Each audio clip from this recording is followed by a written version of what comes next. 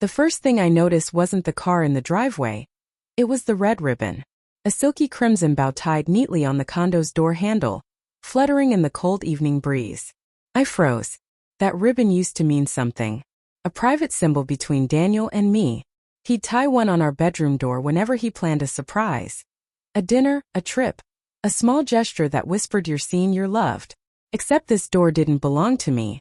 It belonged to my sister, Clara. My heart started pounding so violently that I could feel it in my throat. I remember the weight of the grocery bag cutting into my palm, the orange juice bottle pressing cold against my thigh as I stood there, unable to breathe. The world tilted. A stupid ribbon had just rewired my entire reality. I told myself I was overreacting. Maybe it wasn't his ribbon.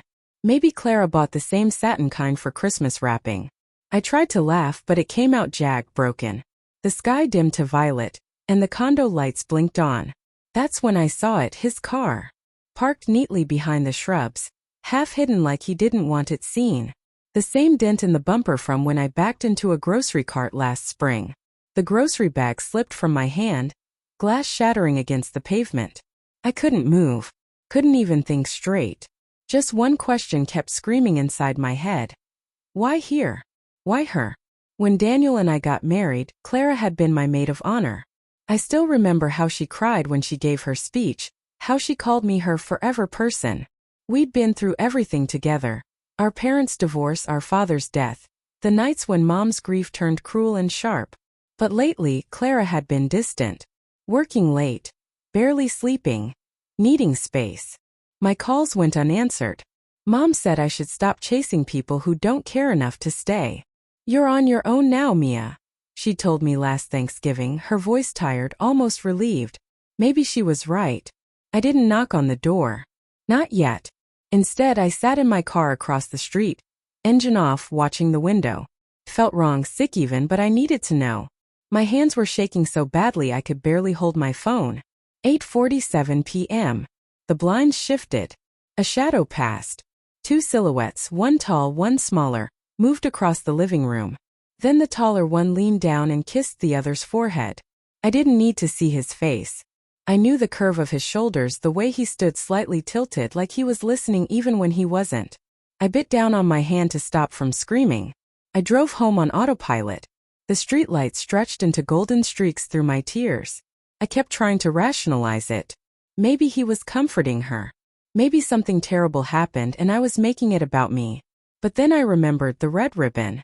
The one thing Daniel never shared with anyone else. I went upstairs, opened the old wooden box on my dresser, and pulled out the keepsakes. Ticket stubs, letters, and the last ribbon he'd ever tied for me. Its color had faded to dusty maroon.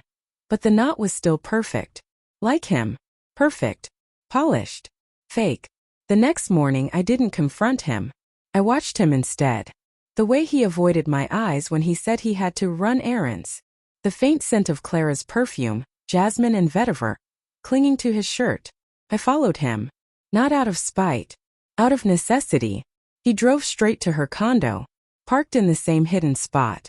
Walked up to her door like he belonged there. This time I didn't wait. I walked right up behind him as he reached for the handle. Forgot the ribbon? I asked. He froze. The keys slipped from his hand and clattered on the concrete. Mia. What are you doing here? His voice cracked, all false calm and trembling guilt. Clara's voice floated from inside. Daniel? Who's at the? When she saw me, her face drained of color. Mia, she whispered. This isn't what it looks like. Then tell me, I said quietly. What does it look like? No one answered. The silence between us was so loud it hurt. I wish I could say I screamed. That I threw something, demanded an explanation, slapped someone. But betrayal has a strange weight. It doesn't explode.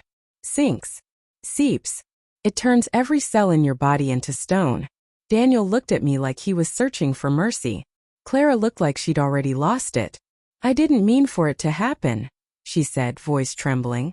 You were so far away lately. And he. Don't you dare make this my fault. I cut in, my voice sharp as glass. Daniel's lips parted, but I didn't let him speak. You both made your choice. Now live with it. I turned and walked away, every step heavier than the last. Weeks passed. My family barely spoke to me. You need to forgive, Mom said. She's your sister. I laughed. An ugly, humorless sound. You told me I was on my own, remember? And I was. Completely. Until last week. I came home to find a small box on my doorstep. Inside was a red ribbon, new, bright, perfectly tied. No note. Just the ribbon. I don't know who left it. Daniel trying to claw back guilt? Clara drowning in remorse? Or maybe it was someone else entirely. But I hung it on my own door that night. Not as a sign of love. As a warning.